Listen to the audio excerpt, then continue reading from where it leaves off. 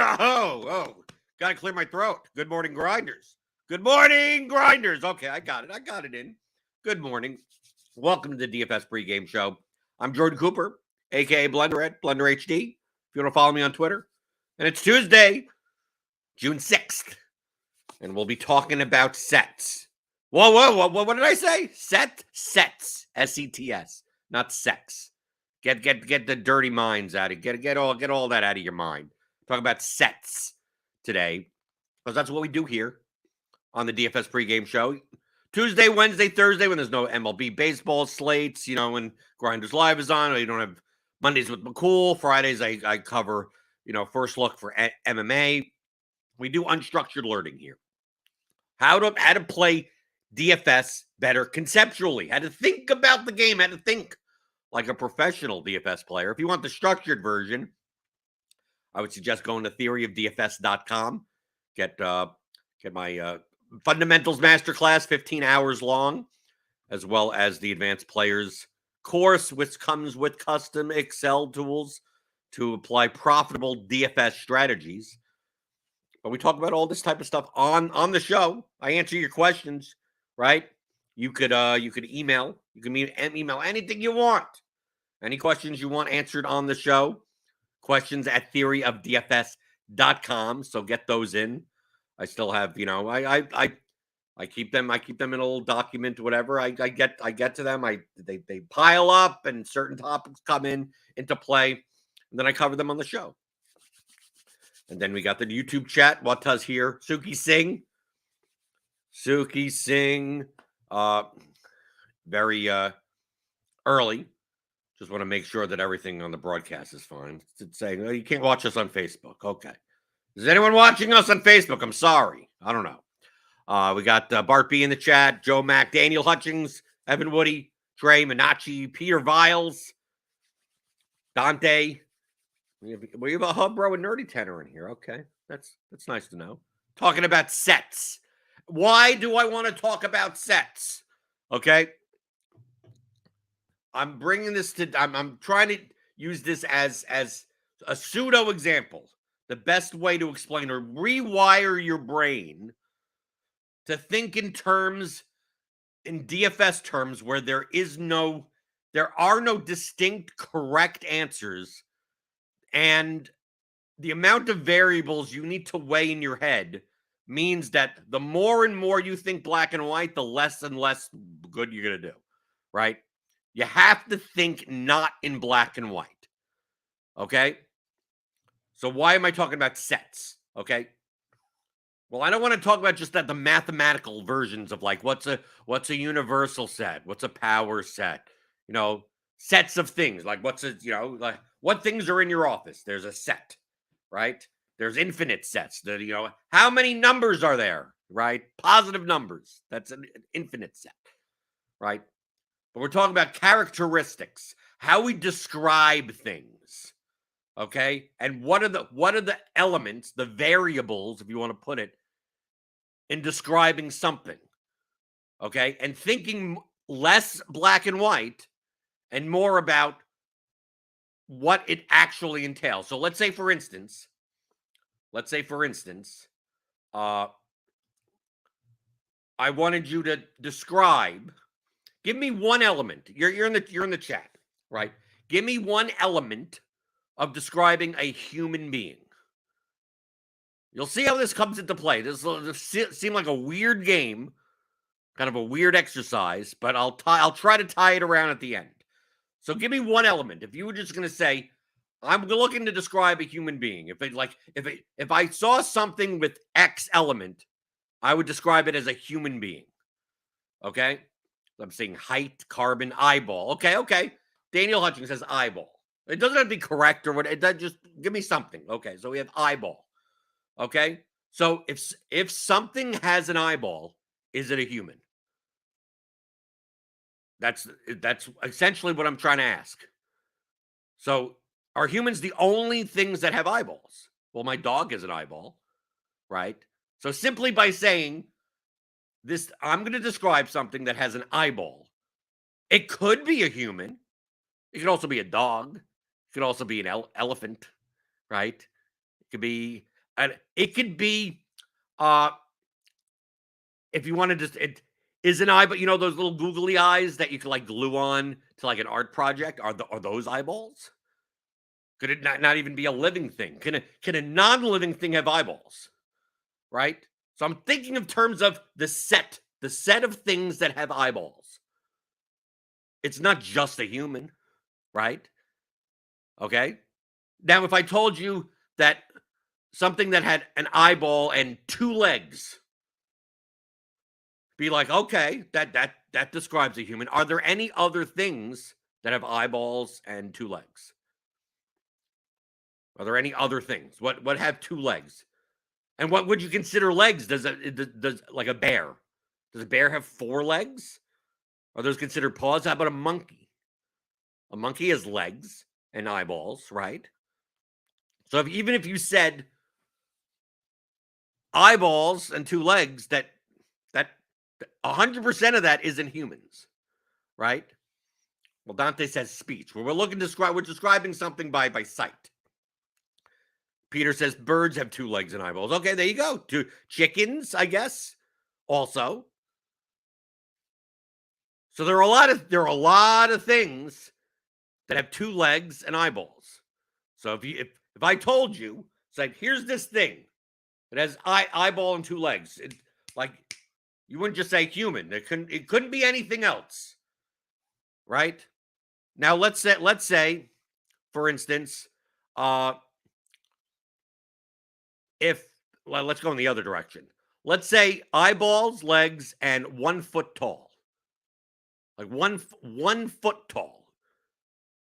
Okay, that's probably a bird, right? That's unlikely to be a human. Are there any humans that are 1 feet tall? Could there be? Well, babies. There are babies. Baby 1 foot. Newborn babies are about 1 foot, right? Something like that, right? Okay. So if I was to create a set of something that had eyeballs, had two legs, and was 1 feet tall, what percentage of that would be humans? Okay, what percentage of that would be humans? Would it make up most of the set? Some of the set? Only small portion of the set?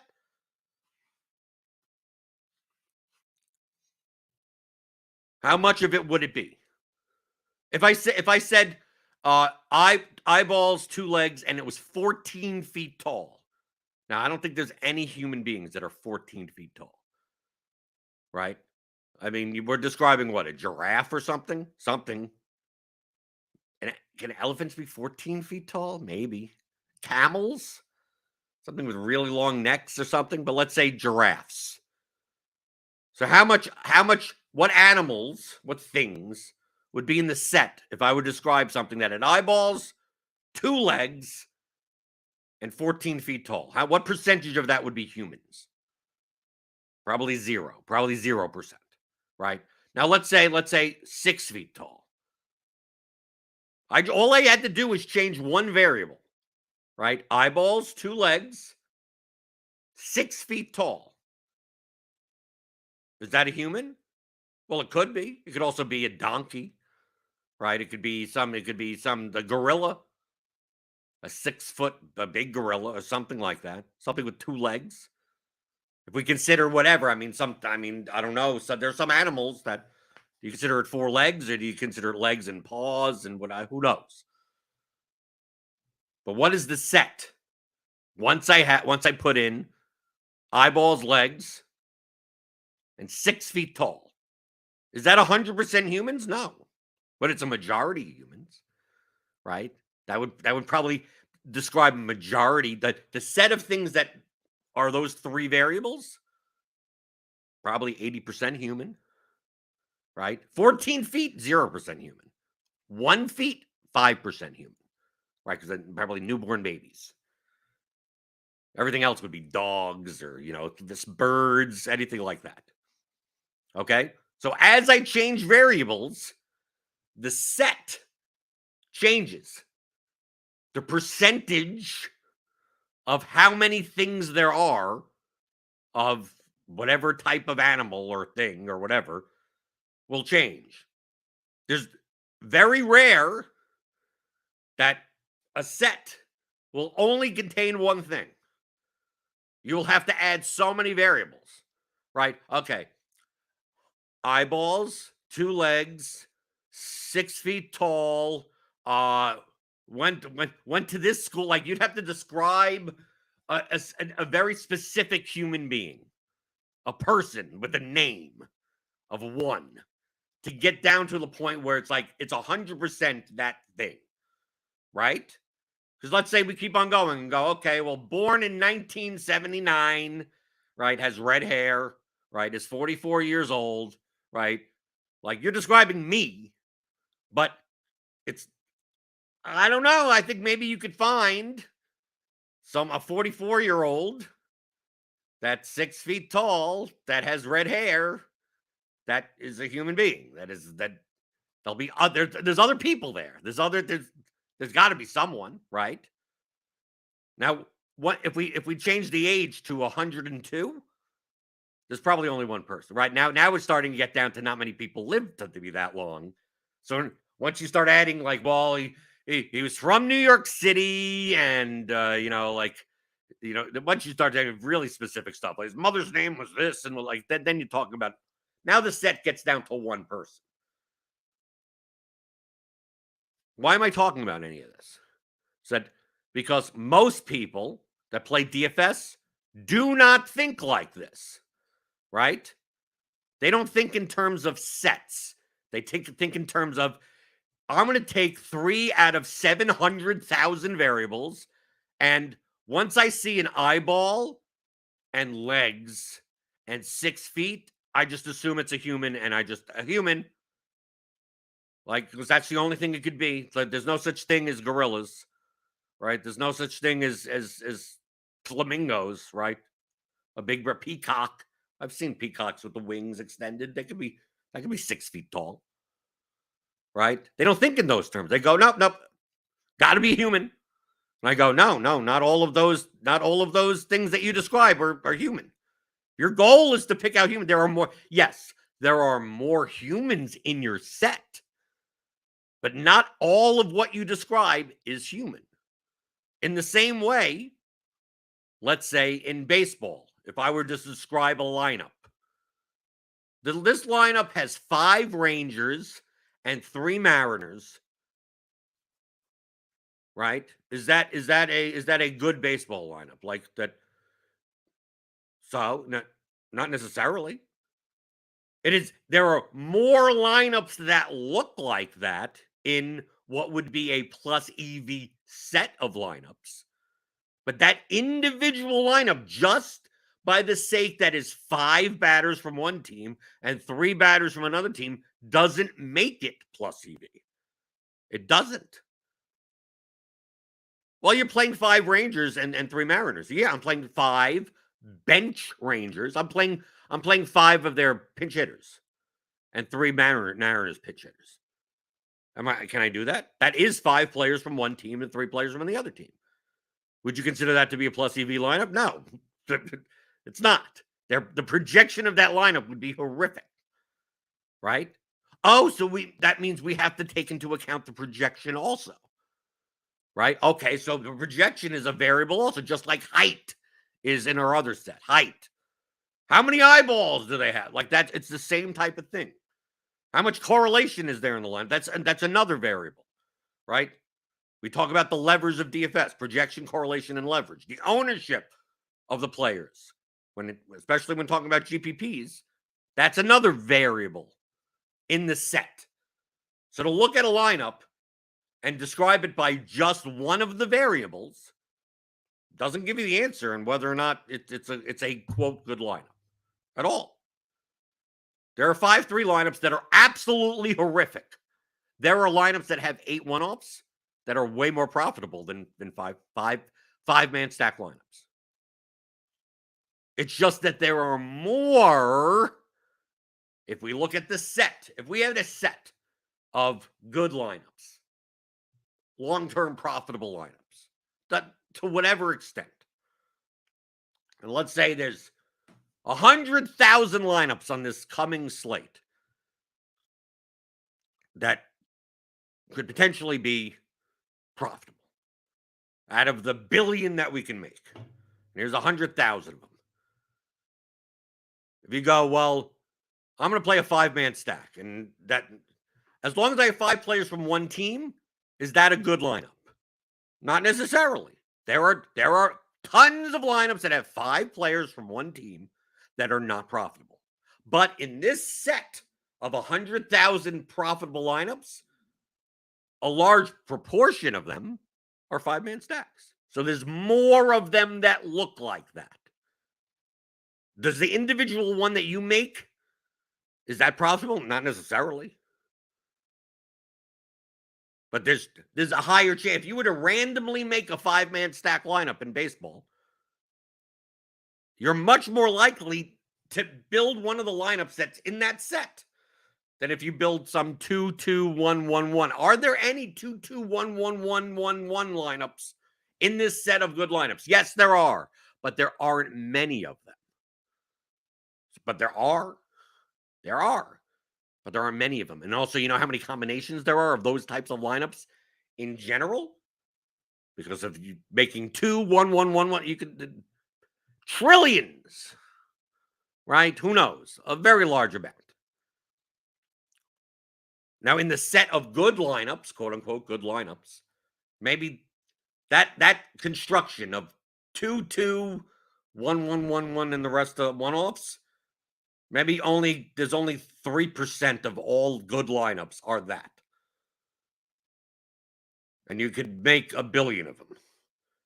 So what are the chances that you built a 2-2-1-1-1-1-1-1 lineup that is profitable? That is in that set? Much lower. Doesn't mean you can't.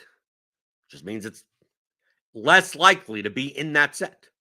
That construction, not considering any other variable, it's less likely to be in there. So if someone asks me, it's like, should I build a 5-man stack lineup in baseball? I said, you don't have to. But if you have no way of determining if certain lineups are higher EV or profitable than others, your best bet heuristically is to build 5-man stack lineups, because more of the set of good lineups are 5-man stacks. You could build 150 5-man stacks and they'd be all unprofitable, right? Because out of the set of 100,000 good lineups, maybe 60% are 5-man stacks. 60. That still means 40% aren't, but 60% are. You can build 150 lineups and maybe none of those 150 are in that. Then maybe out of all of those 5-man stack lineups, you happen to build, a lineup with some horrible pitcher, and the 3 one-offs that you have are just so low projected or too high owned because you have other variables to deal with. It's quite possible you build 150 lineups that even at 5-man stacks are not, but it's very hard to do that. You know why? Because in the set of profitable lineups, there are just so many more 5-man stacks. So just by happenstance, you're most likely going to be building plus EV lineups. Are you guaranteed to? No. Well, here's this 5-man stack. Is this good? He's like, as long as the projection is high enough and the ownership isn't high enough, it's probably one of that set, right? Oh, so that means you can't build 4-3-1 line. This is what most people then move on to. Oh, so you're telling me I can't build a 4-3-1 lineup? I said you're obviously not thinking correctly. Let's get back to sets. Okay? Just sets. 6 feet tall, eyeballs, and 2 legs. You go, okay, well, that's a human. Instead of, well, it's a gorilla. So, so that means anytime I see eyeballs, like, then I can't trust that it's going to be a human. So then don't care about eyeballs. It's like, no, you still have to care about eyeballs, right? It's one of the elements of being a human being.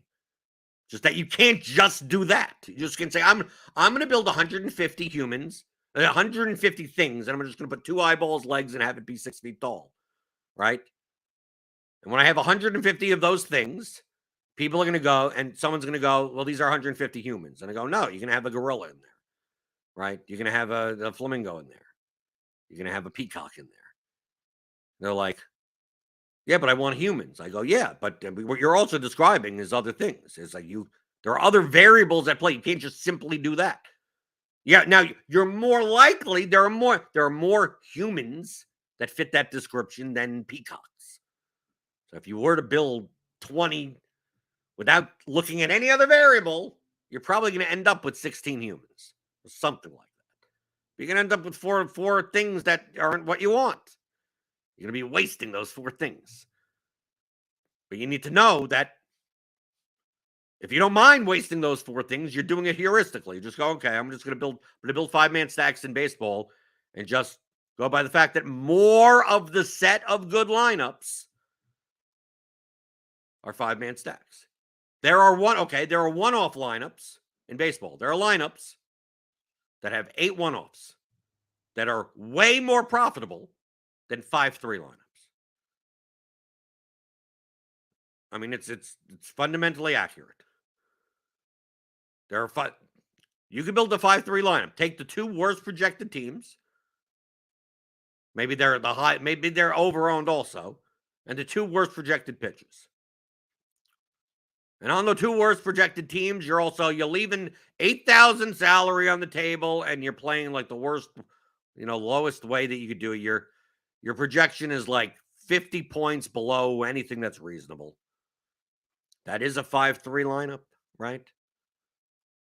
If you were to play the cash lineup, the highest owned lineup, 1-1-1-1-1, whatever the hell it is, that would be much more profitable than that lineup.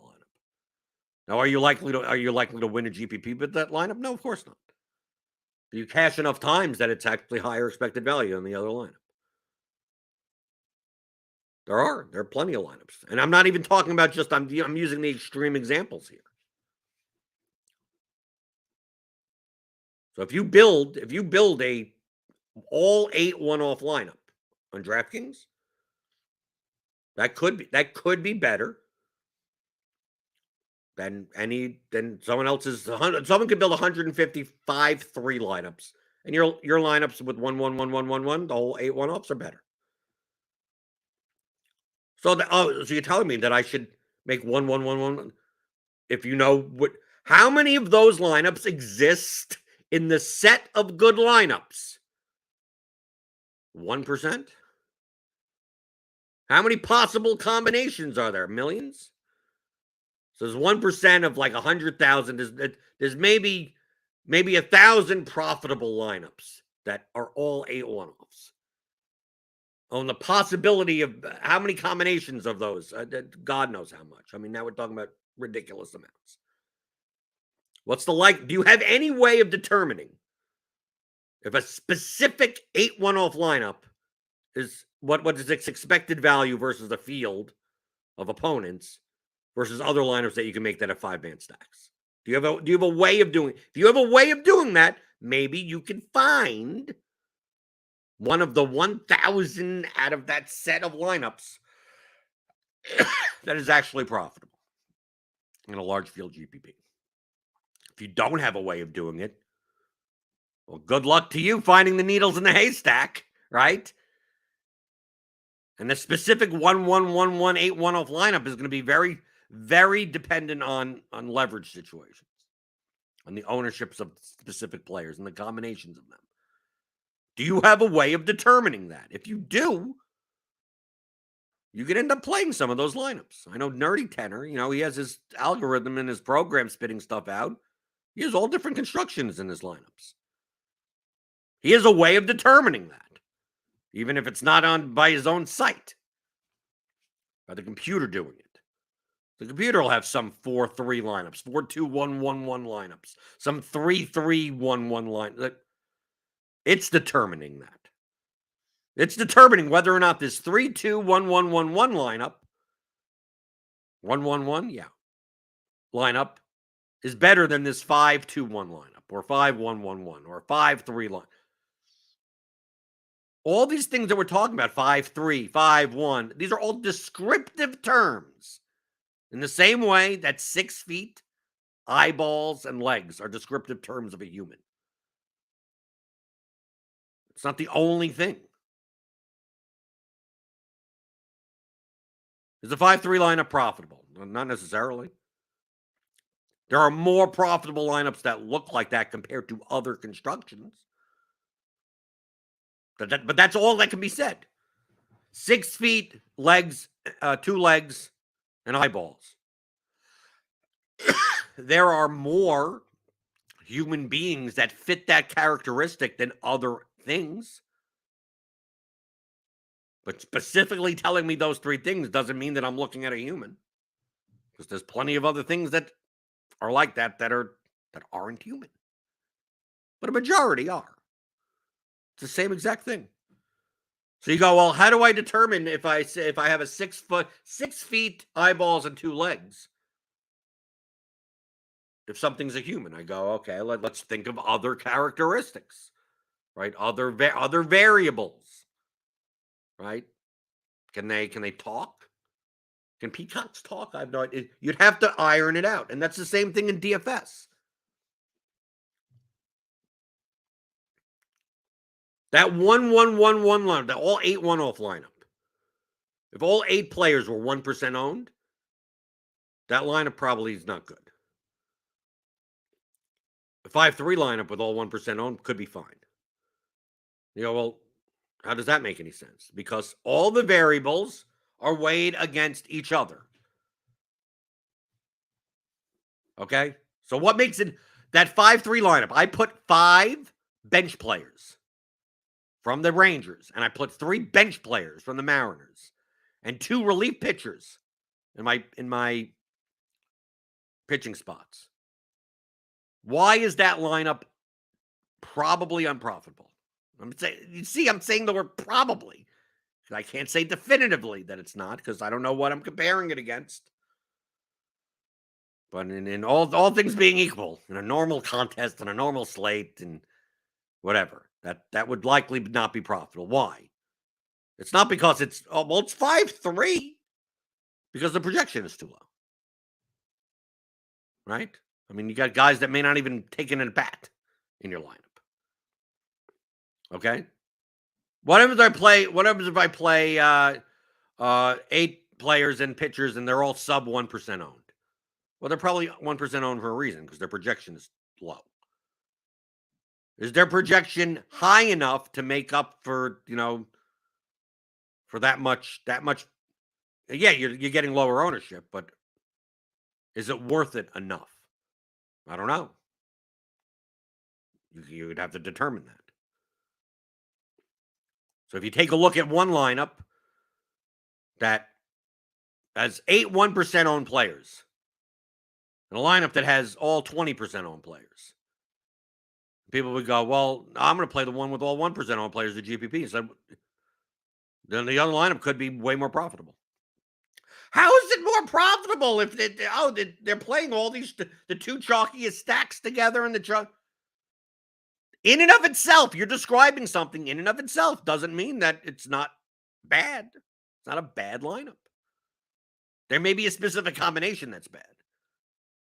But in and of itself, if I told you that everything was 20% owned, you'd be like, well, I can't play a lineup that owned. Who said you can't? Maybe that still is a profitable lineup. That may be part of the set of good lineups. That still could be. Is it the best lineup? No, probably not. You can't use one of the levers, projection, leverage, correlation, construction type, any type of descriptor, as the be-all, end-all of what a, quote, good lineup is. You can't use any finite description of any of it. I'm going to repeat that. You cannot use a finite description of any lineup as a heuristic. Is this lineup good? It's 5-3. That doesn't mean anything. Well, what's its projection? What's its leverage? What are your opponents doing? I need to know about 400 more variables. Simply, if you just want to say, I'm going to build 5-man stack lineups because 60% of the most profitable lineups are, that's fine. But it doesn't mean that your specific ones are plus EV. Doesn't mean that. That's not what it means. It's not what it means. Right? My number one response has been in several emails that have come in since I've been gone are, you don't understand what this means. You cannot say that. 6 feet tall, eyeballs and 2 legs, human being. I go, you cannot say that. You can't say it. Yeah, but I'm describing a human. No, you're also describing a gorilla. And then the response is, yeah, but I mean, there's not that many gorillas. I go, yeah, which means you can't. Still, there's still stuff in there. You can't just deny the fact that these things exist.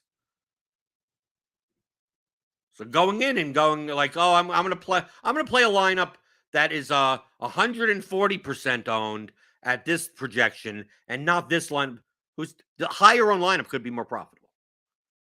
Well, how is that possible? This one is less owned.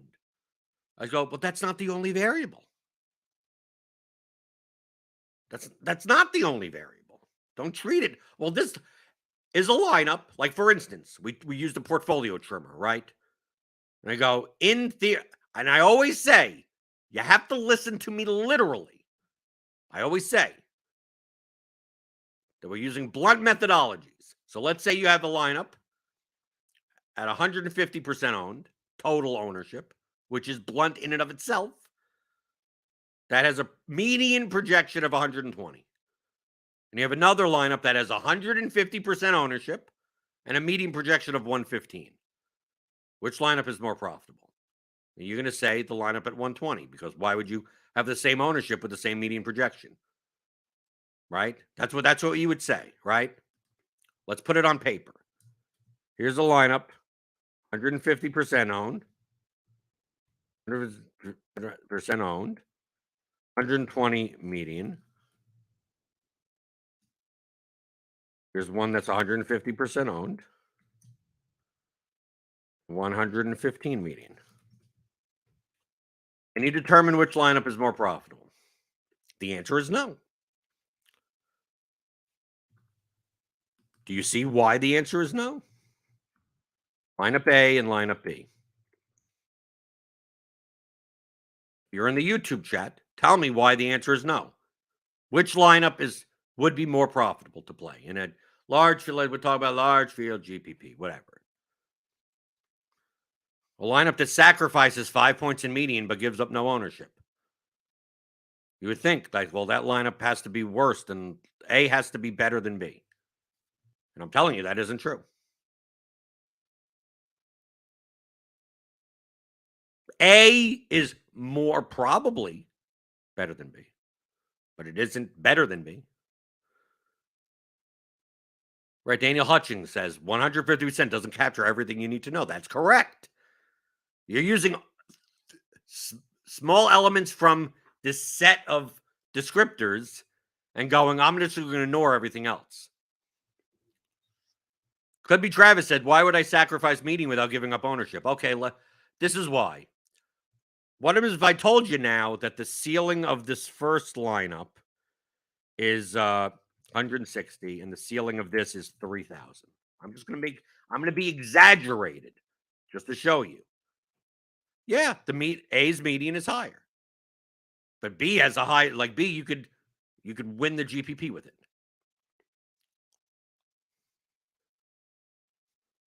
Right? So you don't know what the ceiling, like, it's a variable I am not giving you. Right? I am only giving you this information. Why would you, like Kirby Travis is like just falls into the stupidity, right? This is the main reason why I'm asking these. I'm showing you this. Doesn't question anything. Why would I sacrifice median without giving up ownership? What does median matter? Median is one of multiple variables that you're considering between two lineups. I've given you two of in DFS that would probably be, if we really broke it down, at least 5,000 variables. At least. I would say probably, I mean, if we break it down even more, probably tens of thousands of variables. we only talk about maybe 5 to 10 of them, maybe at most. A lot of those variables have to do with your opponent's lineups, which without knowing, you'd have to predict that. But I've only given you this information, 150% total ownership. We also know that total ownership sum, is a much more blunter way than product, which are still both blunt methodologies. So let's say lineup A, I already showed you. It's like, well, what happens if this lineup had 160 ceiling, right? We consider that whatever, the 84th percentile or whatever you want to call it. And this lineup had 170 ceiling. Yeah, lower median, right? Same ownership, total, sum. But this had a higher ceiling. Like the B could be more profitable than A, even at the same ownership sum. But I didn't tell you what the ceiling was. You would have to look at that, right? You can't just simply go these two variables. That's all I'm looking at. These two variables, ownership sum and median. That's it. That's all that's all. I don't care about anything else. Well, what happens if A, for instance, this is baseball. Let's say A was this lineup, and B was this lineup. You're sacrificing 5 points in median to get all this correlation. You're not giving up. It's the same amount of ownership, but I would argue that B is probably more profitable than A now in large field GPPs. So correlation is another variable. So simply looking at ownership and median doesn't mean anything. Now, if these are the only things you saw, if you would have chose A over B with the same ownership every single time, there are more lineups. Do you get the thinking that you need to have? If only given these two variables, I'm going to play A over B. It doesn't mean lineup A is more profitable than lineup B. It just means that given I only have these two variables,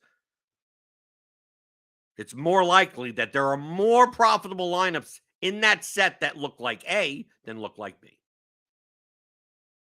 may not be that much. It may only be 60-40. Who knows? Then we have ownership sum. Like, what happens if the difference is, out of this 150, let's just say this is a lineup. This is the ownership of, let's just say that there's 5 players, okay? Just so I don't have to put out ownership of 10 different players in a baseball lineup. So let's say the ownership of this 150% is this. Let's say you only have, whatever, 5-player lineups, right? So here's the ownership of all 5 players in this lineup, right? Here's the ownership of all 5 players in this lineup. Let's go 60, 40, 20, 40, 30, 10, 10, something like this. We could even make it even more exaggerated. Something like this. Right? Does this equal, I don't know. Does this equal 50 to 150 to some extent, 50, 50, something like that. Right? I would argue that B would be a more profitable lineup than A. Because A would be more combinatorically owned than B. Having that 5% and 10% player in here is worth more than sharing so many points in combination with so many other people. So even though the ownership product of B is lower because of this, right? The ownership product of A is higher. The sum is equal, right?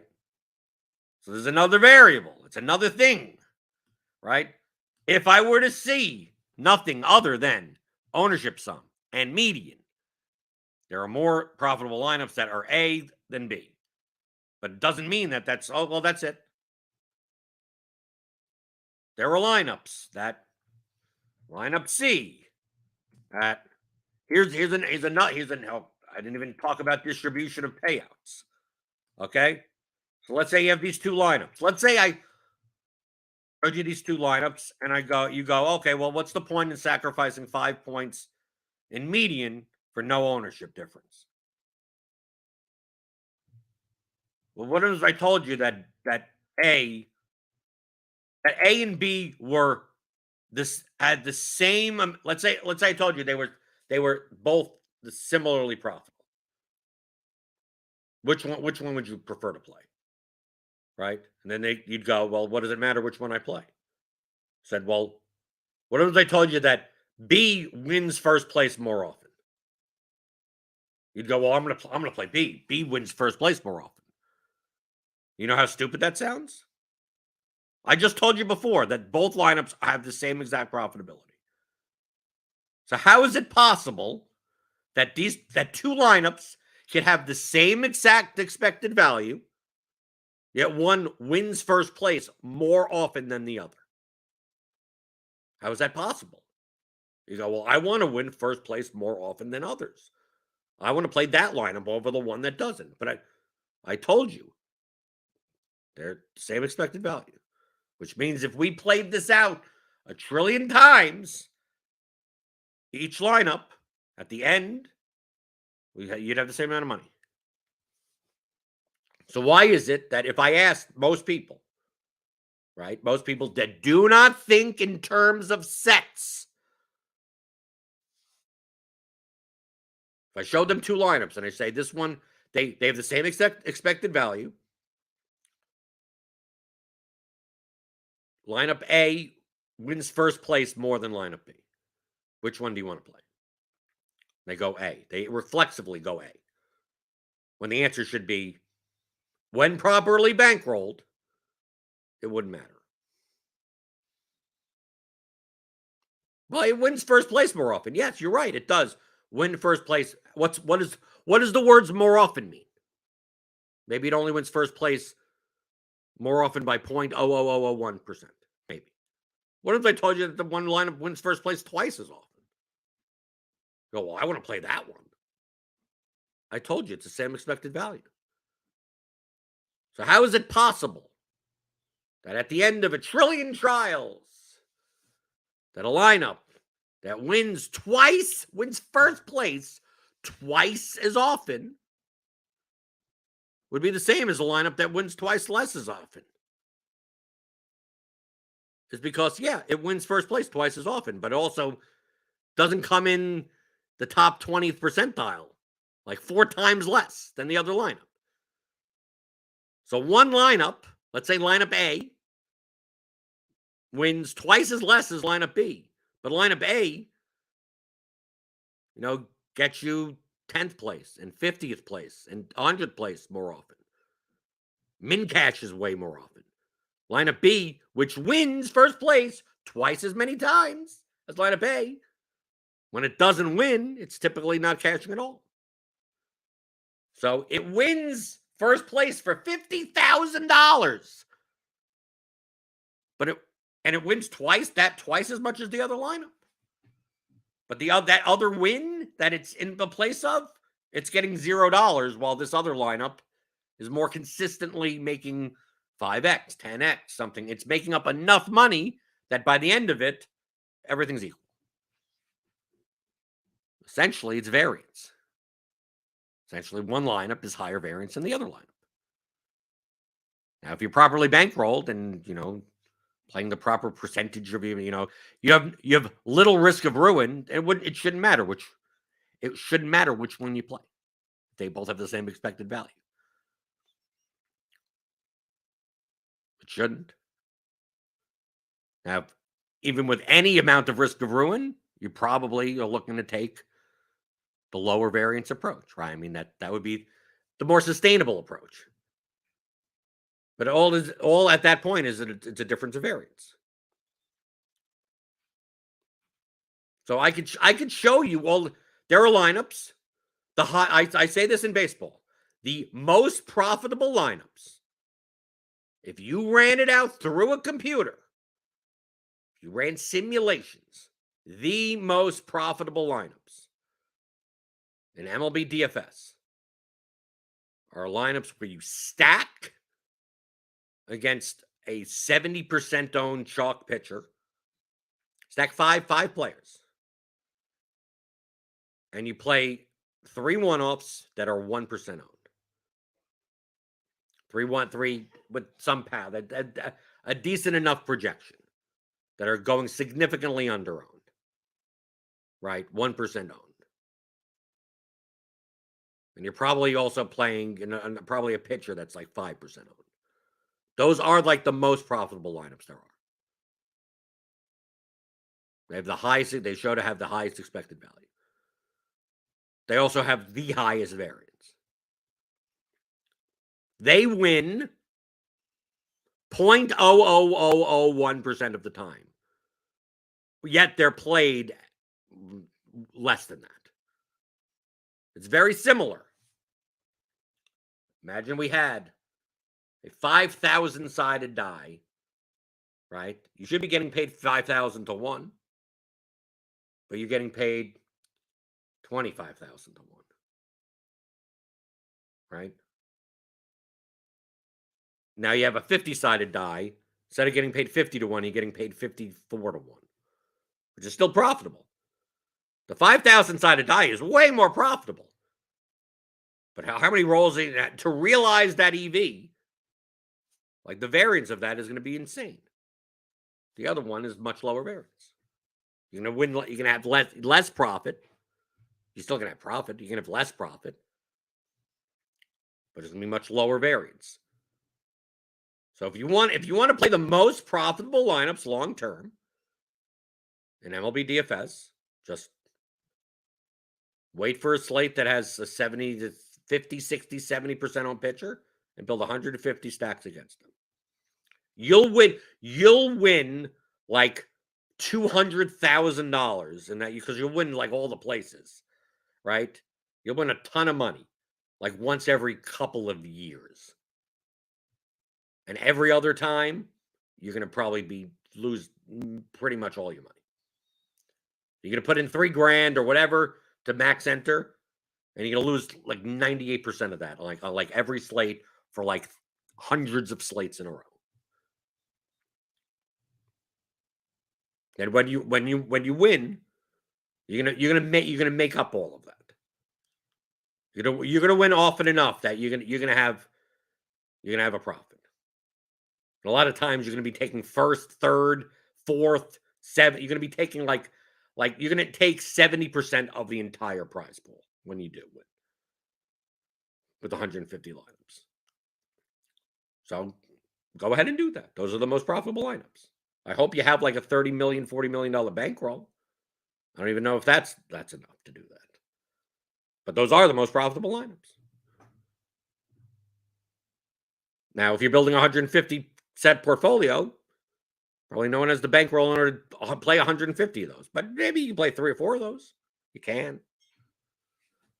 But do you see how we're describing lineups? We're not just blanketly saying, well, this is this ownership, this is this median. It's a 5-3 lineup. It's like, no, there is a set. I'm going to use a parenthesis because where are those my brackets? Right? There's my brackets.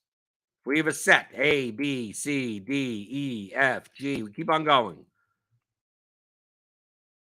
That's what a set is. These are all the lineups that are theoretically profitable on a slate. In baseball, if you were to play a 5-man stack with the 2 highest projected pitchers, I guess, right? If we try to narrow down to what are more, the key word is more. What are more of the lineups look like? Not what do all the lineups, dude, nothing describes all the lineups. What do more of the lineups look like? And what do we mean by more? How many of the lineups in a set of profitable lineups are 5-man stacks? 60%. That's out of 100,000. There are 40,000 lineups that aren't 5-man stacks that are profitable. Right? Only 60% are 5-man stacks. How many of those contain like the highest projected pitcher on the slate? 30% of those. Once we narrow it down, out of the 100,000 lineups, the lineup that you're putting the descriptor on, right? There may be like 4,000 of those. That type of descriptor. Is the lineup that you built one of those 4,000? I don't know. But there are 4,000 of them. So the likelihood of your lineup being one of those 4,000 is much higher than you trying to build a 3-2-1-1-1 lineup with the 5% without the highest projected pitcher. And like, good luck. Do you have a way of determining that? You can. It could end up that way, depending on its projection, depending on its ownership, depending on all these other variables that we talked about. It could be profitable, but not be very good at winning first place, right? I could look at a lineup and go, yeah, that's not going to win first place that often. That's more of a min cashy type of lineup. But it still could be. It could be profitable. But which one would you rather have? There are more lineups that look with more first place win equity in this profitable set than there are that rely heavily on minimum cashes. But there are ones that do. There's just less of them. Okay? That's the key. Think in terms of more and less of a set of profitable lineups. So when someone comes to me and goes, I have this 4-3-1 lineup. Is it good? I look at that and I go, yeah, that looks fine. He goes, well, is it okay that I didn't make a 5-man stack? Sure, you could show me a lineup with 3-2-2-1. You could make an 8-1-off lineup. I never said you couldn't. Is it likely that you can make an 8-1-off? You can make an 8-1-off lineup that's profitable. Probably not. It's unlikely. Can you? Sure, but it's unlikely. Do I have a way of even determining whether or not it's profitable or not? Probably. I don't. At that extent. Maybe Nerdy Tenor does, but I don't. So you know what? Because there are less of them in this set, and I have very little ability to determine certain 1-man 1-1-1 lineups are profitable, I'm not going to build them. It doesn't mean that they don't exist. It just means there's just less of them. Sometimes people see a lineup that I play in the 121 or something. You go, oh, you played a 4-4 lineup. Like, do you not want to play 5-3? And then I look at them and I wonder how they tie their shoes. It's like, do you not watch these shows? You don't have to build a 5-3. You don't have to do any of these things. These are descriptors.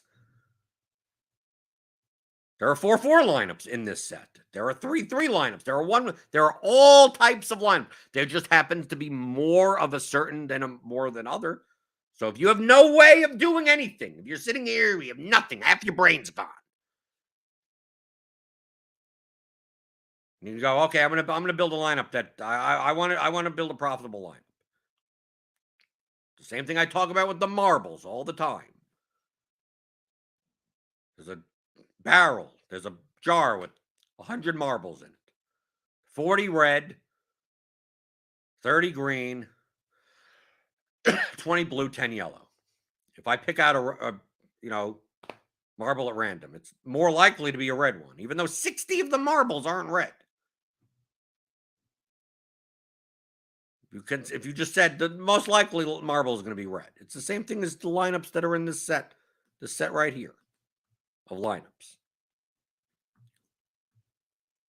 Do I want to have to determine when a yellow marble is coming out? No, I'm going to care more about. I'm just going to make red marbles, and I'm more likely to be right than not because there's more red marbles in the jar. That's it. This is what sets mean. So when you think of variables in DFS, you have to think of, here's a set of profitable lineups. What do they all look like individually? All different shapes and sizes, all different ownerships. Their payouts are all at different distributions. All different profitability. There are some lineups that are marginally profitable, some lineups that are much bigger profitable. Where does that profit come from? Some just cash more often. Some win first place more often. Some lineups that have a 30% total ownership are as profitable as a lineup that has 160% total ownership. Some lineups with different medians, different ceilings, different combinations of players depending on what your opponents have. You see that a lot in Showdown. That a lineup that is like only a 2v2 off could have a dramatically different profitability based on the combinations of players. It's like, yeah, the ownership is similar, but this lineup has way less combinations in the field than the other lineups. So your duplication factor goes way down. Even though the ownership sum didn't change. Doesn't mean the other lineup is unprofitable, no. But one lineup could be more profitable than the other. So when you think of these terms, you're like, how much projection should I dude, there are lineups that sacrifice God knows how much projection that are profitable. There are lineups that sacrifice 2 points of projection that are wildly unprofitable. There's less of them. But they still exist. There's just less of them. So when people ask these questions of like, what is that? It shows that you're not thinking in terms of sets. Sets are problem because you're asking, what are the two things that I say? The answer, if the question has a yes or no answer, dumb question.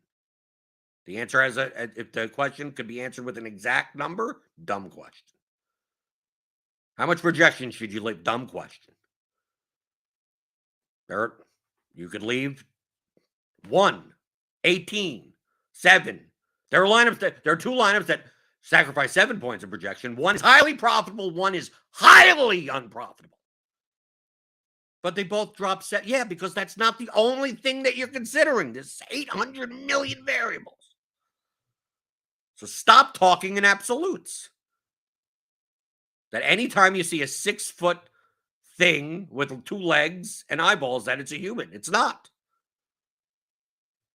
Stop thinking like that. What else do you have to look for? Well, I got to look for this. And everything that you start adding to it, I can make it so that it's not a singleton set. Meaning that there's more than one element, more than one thing in the set. This guy's wearing sneakers. It's like a gorilla could wear sneakers. Right? Wearing pants. A gorilla could wear pants. I can put pants on a flamingo. Like you start naming things, it's like, well, now we're going to start adding all these variables, and you're still not down to a guaranteed 100% to be a human being. Because, dude, even the 2 legs. 2 legs? If you would have said this encapsulates all human beings, if you go 2 legs, that would be wrong also. There are plenty of humans that don't have 2 legs. Right? Have you seen amputees? People with birth defects? Are they not human? They're human. They don't have 2 legs. There are people with no legs. Right? You seen the movie Kids? He was on the skateboard. So even saying legs doesn't even mean that it's guaranteed to be a human. You're going to miss out on humans. Now, obviously, in the set of human beings, a very high majority, more of them have 2 legs. Yeah, that's correct. But not all of them. So if you were to pull out one of these not 2-legged things, you couldn't tell me 100% on whether or not that was not a human. Go, I have this thing with 1 leg. Well, that can't be a human being because it doesn't have 2 legs. It could be. There's just less of them.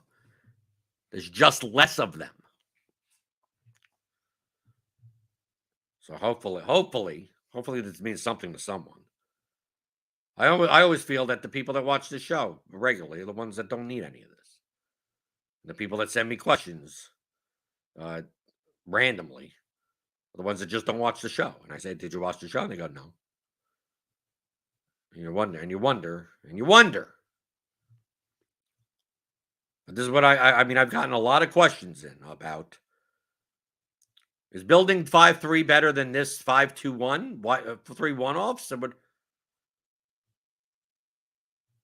No, not necessarily. You're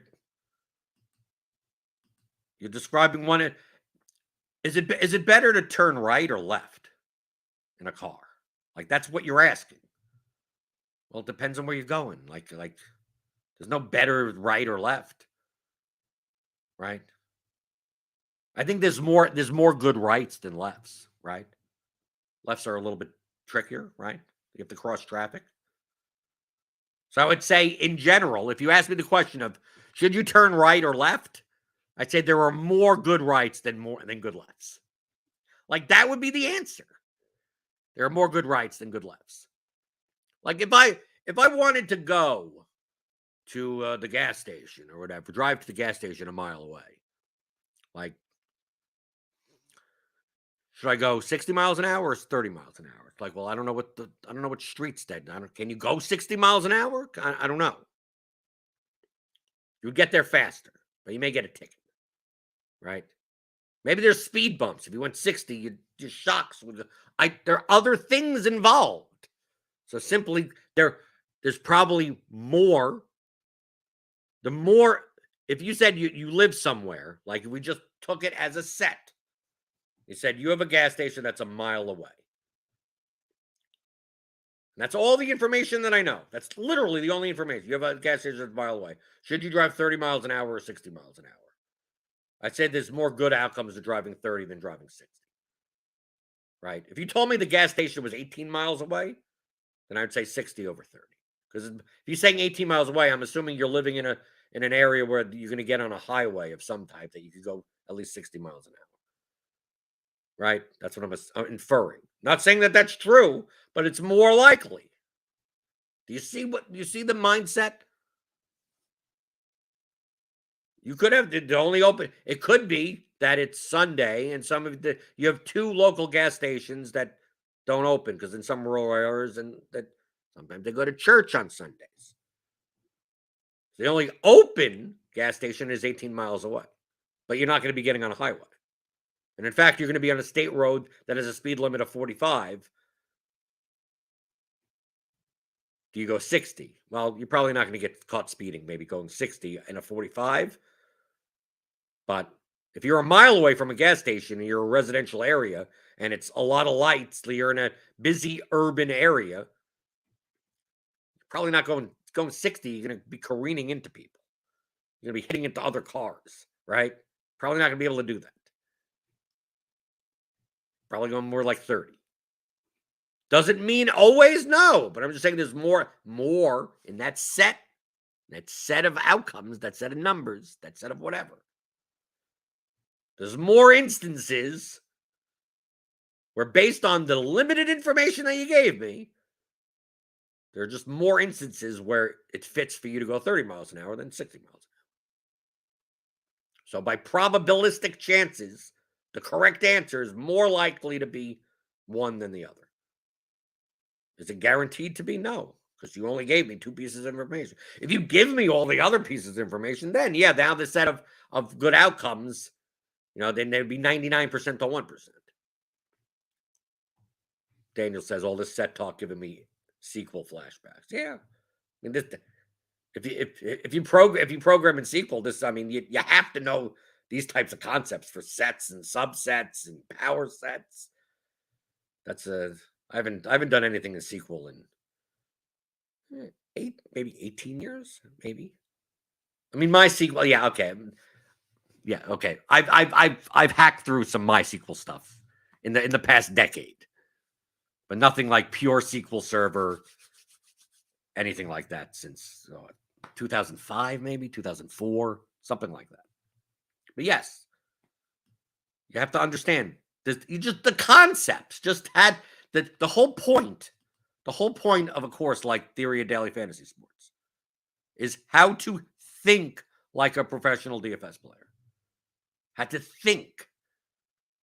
Well, what button do I press and what settings do I have and how do I build lineups and spit them out? I don't understand anything that's going on and give me the magic button. That doesn't exist.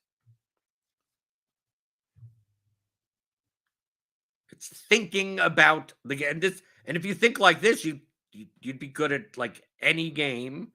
You'd be good at you'd be good at programming. You'd be good at so many things that involve these mathematical concepts that aren't just like plug this into a formula. You have to train your brain to think like this, unless your brain my brain is already wired like this. Maybe that's the reason why I go, why is everyone else stupid? My brain works very literally.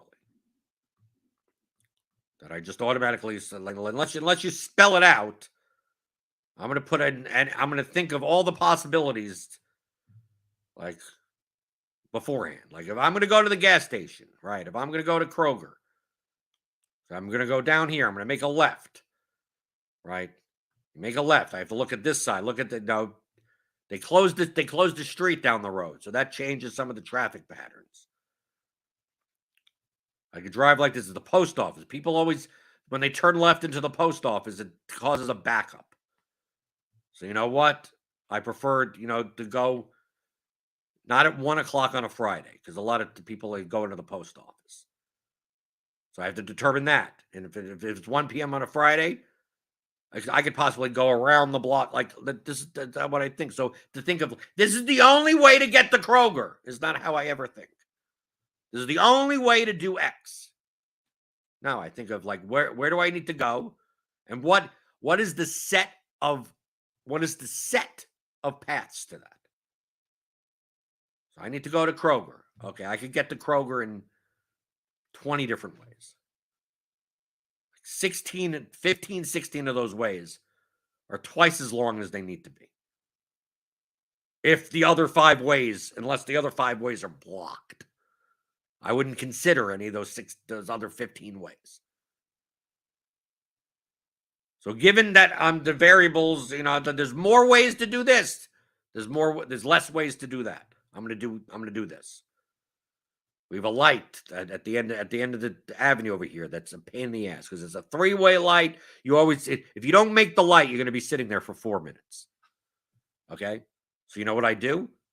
I could see that light in the distance, and there's a cutoff. Like if you go into the supermarket with Kroger, there's a driveway that lets you out on this other road. That you still have to wait at the light there, but it may be much shorter because it's the main avenue, it's the main thoroughfare. So based on where the light is, if I see that it's still a red light at that long light, I won't make that cutoff.